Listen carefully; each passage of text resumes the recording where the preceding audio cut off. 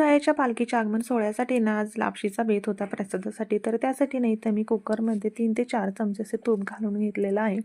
तूप छान गरम झाल्यानंतर इथे माझ्याकडे रेडीमेड असा दलिया होता.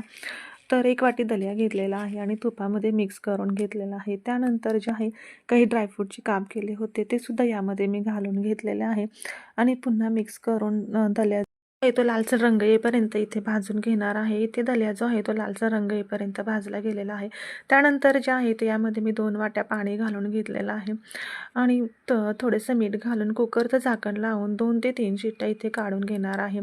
त्यानंतर एका साईडला एका पातेल्यामध्ये इथे बारीक चिरलेला गूळ घेतलेला आहे 1 वाटी आणि गूळ 1 वाटी त्यामध्ये 1 वाटी पाणी घातलेलं आहे आणि गूळ पाण्यामध्ये पूर्णपणे मेल्ट करून घेतलेला आहे. ते आपला तोपर्यंत दलिया जो आहे तो पूर्णपणे शिजलेला आहे.